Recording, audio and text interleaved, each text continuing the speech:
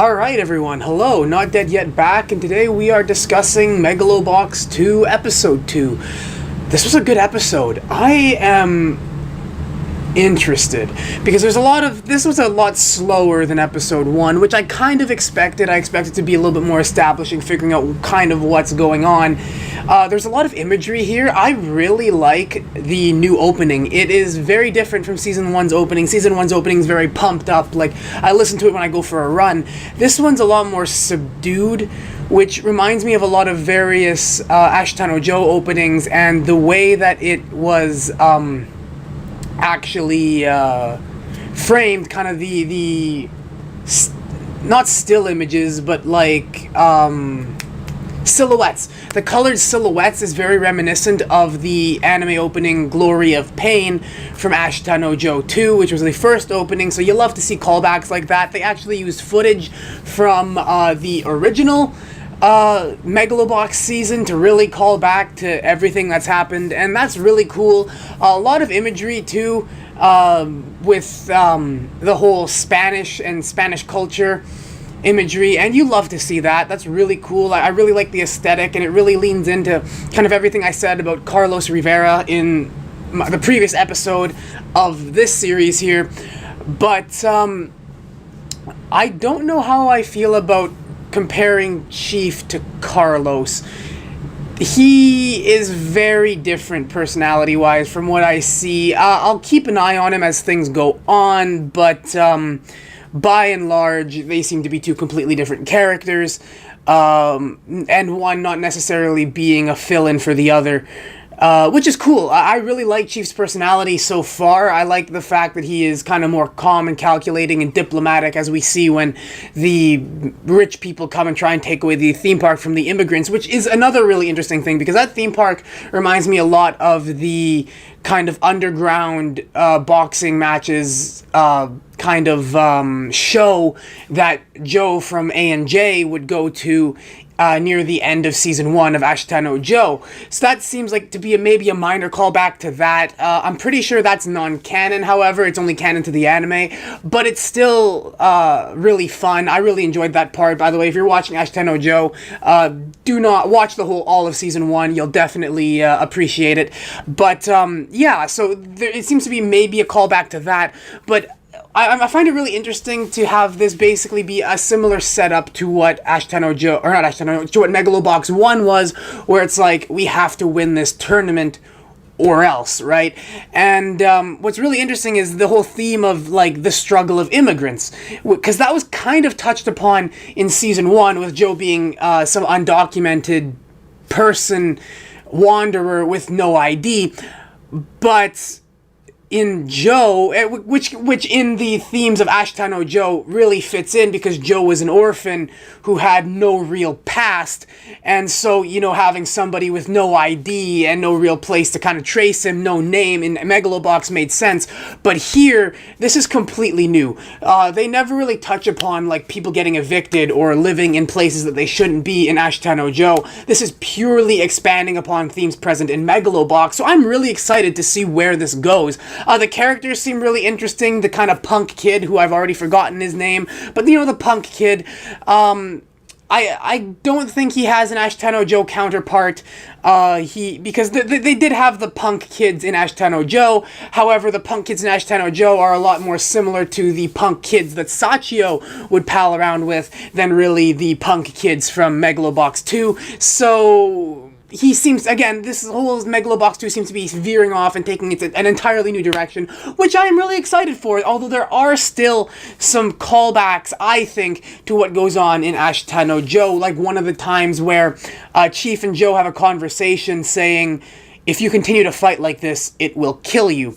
Now, I'm not going to spoil things. However, even if I do spoil anything in Ashitano Joe, Joe is not a series that can be ruined by spoilers. Joe, to me, is like you're watching the events of a man's life. And so even if you know what's going to happen at the end, it still hits you really hard when it happens. Think of it like the play Hamilton. Just because you know that Burr shoots Hamilton at the end of the play doesn't really spoil the play for you. That's the kind of series and story I think Ashitano Joe is. It is more of an experience than it is a story, but I'll try not my best to not spoil anything to the best of my ability. But yes, the whole "I think that if you continue to fight like this, it will kill you" is a callback to a lot of things. One thing in particular that happens in Ashita Joe, and Ashita Joe 2 more specifically. To those of you who have watched the series, you know exactly what I'm talking about. But one of the things that really shocked me in this episode was Nanbu's reveal.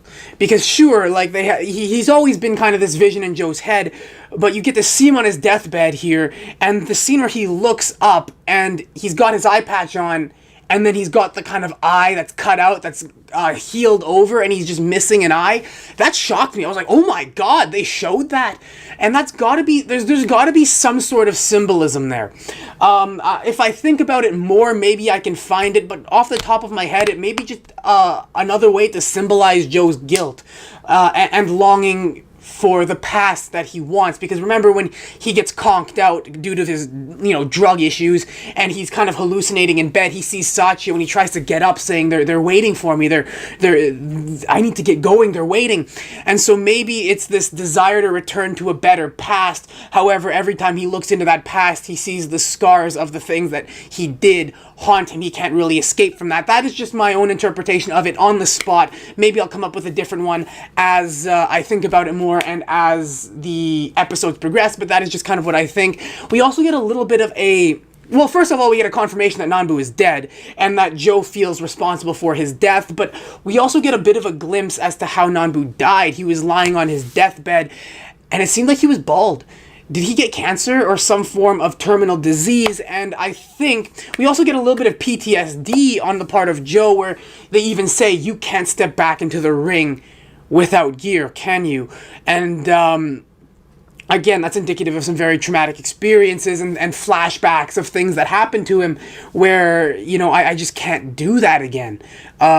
Because of the horrible things that happened to me, I can't do it, right? So what happened exactly? My theory for now, based off of the flashback he gets when he gets knocked down and he's crying and he gets knocked out as he watches Yuri in his corner kind of, and he gets knocked out, is maybe just based off of the context clues and the motivation for what's going to happen later on, for why Chief is entering this tournament. Maybe Nanbu got sick with some sort of terminal illness like cancer, and they needed money to pay for his treatment, so Joe enters the tournament to attempt to win it and get money to help save Nanbu, and yet he gets knocked out and he fails, and it's because of that Nanbu ends up dying, because they don't really have the money to pay for his treatment. And that is why Joe feels guilty, because he's saying, if I would have won that tournament, then maybe, Nanbu would still be alive right now. And that would also lead into why he can't fight with gear and everything like that. That is my theory for now. Again, this will get proven or disproven as the episodes go on, but that is what I'm currently thinking. The end cards and the screen, or the mid-episode kind of commercial break screens return, only this time it says, what is it? What did it say? La Tierra Dorada, right, which translates to the Golden Earth, which I think is in reference to, obviously the land that, Chief and the other immigrants are attempting to buy. But and again, off the top of my head, I literally just turned off the episode, maybe it also is in reference to, death, like a final resting place. Like, when you die and get buried, you will be buried in your own sort of golden earth, which, again, death imagery has always been abundant in Megalobox, as well as in Ashita Joe. So, could we be seeing the death of Gearless Joe, like the actual death of Junk Dog, of Joe, or of Nomad, as he is now called? Literally, we see him write out that his name is now Nomad. This guy goes through fucking names like I go through t-shirts. But, yeah, it's interesting. Could we be seeing the actual death of Nomad this season? I don't know, because I'm making predictions here, but I made a ton of predictions about Megalobox when I first watched the series, and the show continued to surprise me. So, to me, I'm going in here trying to predict a show that I know has completely fooled me already before. So, all of my predictions could be completely wrong and thrown for a loop. And I expect that, and I hope that. That's going to be, because the big twist in the season 1 of Megalobox was just insane to me, and so I hope they do some more of that stuff. But even if they don't and they just follow through with these themes, I'm just excited to see where these themes go. And there is one line in the show that really made me emotional for reasons that I touched upon in the first episode, but it was, "I still haven't woken up from that dream that you have given to us, or dream that you have showed us." And I doubt I'll be forgetting that line anytime soon, because that's essentially what I'm doing here on YouTube. I'm attempting to chase after a dream that I haven't woken up from yet, and who knows if I will, right? But that's kind of that's always kind of been the core of both Ashitano Joe and Megalobox, or one of the cores of the shows, is chasing after these dreams that you didn't think were even possible for you. You know, Joe in season 1 winning Megalonia, that was definitely a dream that didn't seem possible. And well, now we've got Chief attempting to win, is it Megalonia? I'm not sure if it's Megalonia, but whatever this new tournament is. So yeah, that line has a lot of significance for me as, you know, a fighter, and as someone who can greatly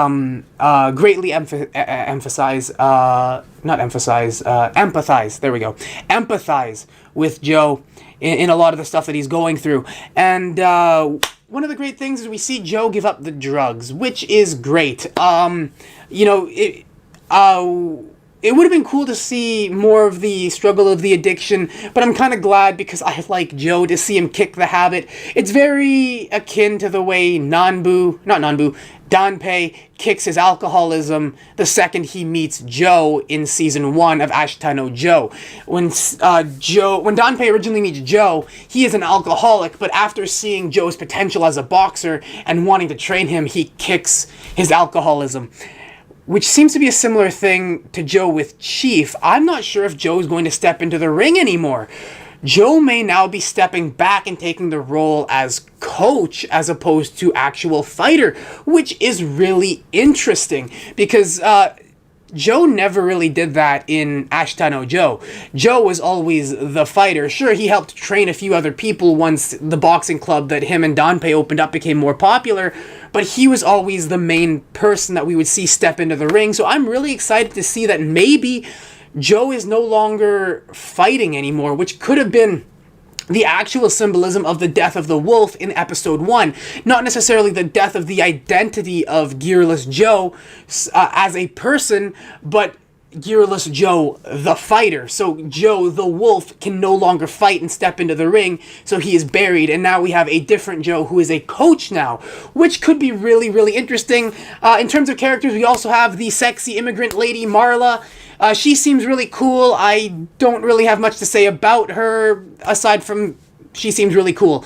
Only do bad things for good is a really, really interesting piece of advice, and it fits in line with Joe's character, especially in season 1 of Ashitano Joe.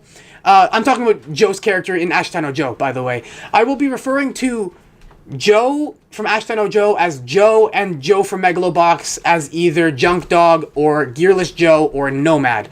So Joe, if I just say Joe, I'm talking about Joe Yabuki, right? So Joe Yabuki in season 1 of Joe actually gets sent to juvie by scamming a rich lady out of like 1,000,000 yen, but he did it with the goal of building an amusement park as well as a factory, which could also play into the fact that they live in an abandoned amusement park. Joe wanted to build an amusement park for the kids, as well as a factory for the people in the slums to work at and make money, which again fits into the themes of what's going on in episode 2, because they're living in an abandoned amusement park, and they're immigrants that are dirt poor and need to make money and need jobs, right? So that kind of fits in line with everything that Joe would be doing, bad things for good intentions, etc. In terms of her character parallel, I do not think Marla has one. Again, maybe they will reveal themselves more as the series goes on, but there weren't a whole lot of women in Ashitano Joe. There were mainly Yoko and Noriko, and I do not... And while Noriko was not a figure in Megalobox 1, I do not see very many similarities with Noriko and Marla, especially considering that Marla is a mother. I just don't really see it, but who knows? And yeah, that's really all I have to say. This was a really interesting episode full of amazing imagery. We actually get to see Shark Samejima make a bit of a return. You see him on a TV screen in when the punk kid goes to meet with the gangsters and let them know that Joe is staying in the amusement park. So it's kind of cool to see these characters come back. It makes the world feel way more alive. And yeah, the final in the end card title or thing that they say as the credits roll, because it's different every time. It was the same in Ashitano Joe or in Megalobox 1. This time was the despair of the courage of cowards, which I think kind of is a good summary of Joe's character up to this point, and how he views himself. He's currently obviously deep in despair and desperation, or the desperation of the courage of cowards. It depending on your Spanish, it could be one of those two. So, again, both of those lines, the despair and desperation of the courage of cowards, or the desperation, especially the desperation of the courage of cowards, really do fit in line with Joe. He's deep in the, pits of despair right now. Junk Dog Joe, right? And he really is desperate for something new, a change, maybe even to go back, and he sees himself as a coward for whatever he did to Nanbu and Sachio. So I'm really excited for what's to come, but until next week, I suppose, I'm not dead yet, and if you aren't either, there is always a tomorrow waiting for you. Oh, and before I sign off, I've decided to make this series... I may try and post 3 videos a week. Do not hold me to that. I am very busy, but this series is interesting in terms of how many views it gets. It starts off getting like no views, and then it starts to later on kind of snowball, and my reaction to the original trailer has over 200 views. So I don't know if you guys like this series or not. I'm going to keep making it regardless because I like this series, and I've gotten some amazing engagement in the comment section. So I love theory crafting and just talking about the series with you guys. So I may try and post 3 videos a week, but I'm going to be honest, probably not. I'm just throwing that out there that it may happen as I'm musing with this, with, a little bit less editing and stuff. But yeah, not dead yet. You aren't either. Tomorrow waiting for you. I'm excited for what's to come, and until next